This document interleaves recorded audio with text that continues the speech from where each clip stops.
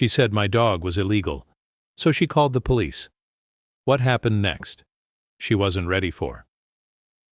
I had lived in my neighborhood for almost 3 years before the day everything changed, and in all that time, the HOA had never bothered me once. My house sits at the edge of the community, backed up against a line of old oak trees. It makes the backyard feel less like a neighborhood and more like a quiet little forest. That's the whole reason I bought the place. Peace, privacy, no drama, and for the most part, that's exactly what I got. The only thing people ever really noticed about me was my dog. Atlas isn't just a dog. He's a big, calm, incredibly well-trained German Shepherd. He wears a service vest anytime we leave the house. Most people keep their distance, and honestly, I prefer it that way. He's not aggressive at all, but he is protective, and I don't need strangers trying to pet him or distract him while he's working. That morning felt like any other. I finished my coffee, grabbed Atlas's leash, and clipped it onto his harness. The sun was just coming up, casting that soft, golden light across the street. It was quiet. No cars, no kids, just a peaceful morning. We had barely made it halfway down the sidewalk when I heard someone call out, "Excuse me, you there!" I turned slightly, already feeling that small wave of annoyance hit. Across the street was a woman I'd seen around a few times but never talked to. Mid-50s maybe, hair perfectly styled, big sunglasses even though the sun wasn't that strong yet, arms crossed, chin slightly up, like she was already upset about something. She started walking straight toward us without even waiting. "I need to talk to you about that dog." I stopped. Atlas sat calmly next to me, ears up but relaxed. "Okay," I said. "That breed is not allowed in this community," she said, pointing at him like he was some kind of problem. I kept my voice even. "He is allowed." "No, he's not," she snapped right away. "We have strict HOA rules. German Shepherds are on the restricted list." "He's a registered service animal," I replied. "That overrides breed restrictions." She let out this loud, dramatic scoff. "People lie about that all the time. Putting a vest on a dog doesn't make it legal." Atlas didn't react at all. No movement, no sound, just calm, focused, exactly like he's trained to be. "I'm not lying," I said. "And I'm not discussing my medical situation with you." That clearly hit a nerve. "Oh, you'll be discussing it," she said, stepping closer. "I'm on the HOA board." There it was. I had heard about people like her from neighbors.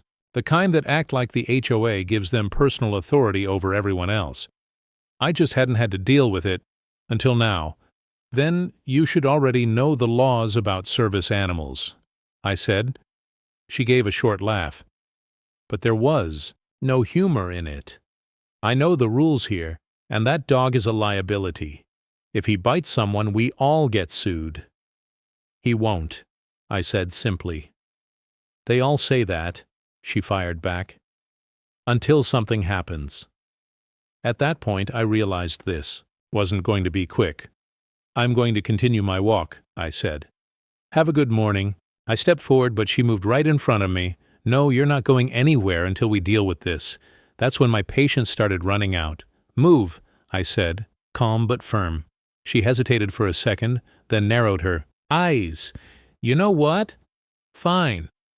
If you won't cooperate, I'll just call the police. Let's see what they have to say." I shrugged. "Go ahead." That clearly wasn't what she expected. Most people probably would have backed down, tried to explain more. But I've dealt with enough people like her to know it doesn't matter what you say. Once they think they're right, they're not listening. So I stepped around her and kept walking. Behind me, I heard her muttering. Then dialing her phone. I didn't stop. By the time Atlas and I finished our walk and came back home, there was a police cruiser parked outside my house. She was standing next to it, arms crossed again, talking to one of the officers. The second she saw me, her face lit up like she'd just won something. "Officer, that's him," she said, pointing. "That's the dog I told you about." I walked up calmly, Atlas right by my side. "Morning. the officer said. "Morning," I replied. "This woman says your dog violates HOA rules and could be dangerous. He's a registered service animal," I said. She immediately jumped in. "He's lying.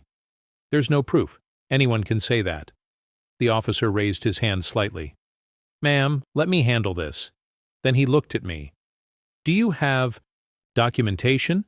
"Yeah, inside," I said. He nodded. "All right." Before I could go, she spoke again, louder. "And even if he is a service dog, that breed is still banned. The HOA rules are clear." The officer glanced at her, then back at me. "Service animals are protected under federal law," he said calmly. "HOA rules don't override that." Her face tightened. "Well, I didn't know that." I almost smiled. "Give me a minute," I said, heading inside. Atlas followed me in. I grabbed the folder I keep ready, everything organized just in case. When I came back out, things felt more tense. Another officer had arrived, and she was talking even louder now, trying harder. I handed over the paperwork without saying anything. The officer looked through it carefully. Took his time. Then he nodded. "Everything checks out," he said. "Your dog is legally a service animal." She blinked, clearly thrown off. "That doesn't make sense. There has to be something." "There isn't," he said. "He's fully compliant." She stood there for a second, stunned. Then she switched tactics. "Well, he's still a threat. I don't feel safe with that dog here," the second officer spoke. "Has the dog shown any aggression?" "No, but has it bitten anyone?" "No, but that's not the point." "Then there's no issue," he said. Her voice got sharper. "So you're just ignoring HOA rules?" The first officer looked right at her. "Federal law comes first." Silence. You could almost see the moment it hit her.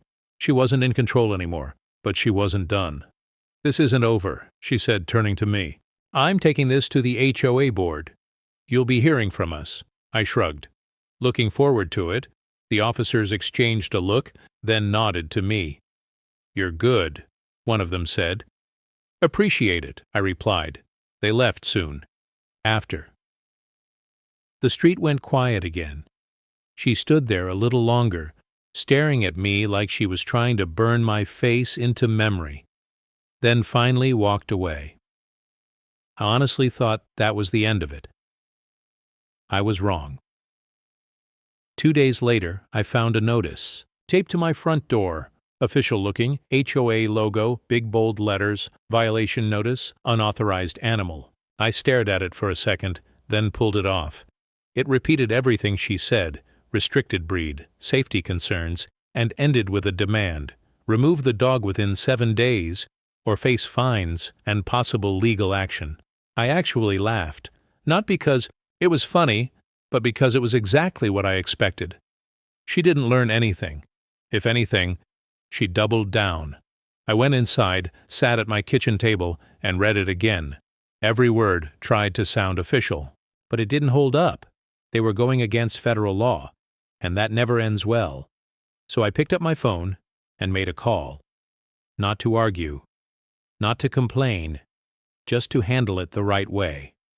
By the time I hung up, I knew exactly how this was going to play out, and I had a feeling she had no idea what she had just started. The next week was quiet. Too quiet. No visits. No new notices. Nothing, like everything was building up to something. Then, on day 8, another letter came. This one was mailed. Certified. Inside it said, "I failed to comply." And now fines were being applied daily. At the bottom, her name. Signed. Official. I leaned back, read it twice, and smiled. Because now I had exactly what I needed. That afternoon, I took Atlas for another walk. Same route. Same time. And just like before, she was there, standing across the street, watching, waiting. This time she didn't yell, didn't walk over right away, just stared. I stopped in the middle of the sidewalk and looked right at her. "Nice letter," I said. She crossed the street slowly this time, more controlled. "You had your chance," she said. "Now you deal with the consequences." I nodded. "Oh, I agree." That confused her. "What does that mean?" "It means," I said calmly, "you should check your mailbox tomorrow." For the first time. I saw it, that small flicker of doubt in her eyes. "What did you do?" she asked. "Nothing you didn't push me to do," I said. Then I kept walking. The next morning there was a knock on my door. Not loud, not aggressive. Different. When I opened it, she was standing there again. But this time, everything about her had changed. No confidence, no attitude, no control. Just tension. And in her hand, an official envelope. "We need to talk," she said. I leaned on the doorframe, glancing at the envelope. "I think you already know what I'm going to say," I replied. She hesitated, then quietly said, "This got out of hand." I looked down at Atlas sitting calmly beside me, just like always, quiet, steady, unbothered. Then I looked back at her.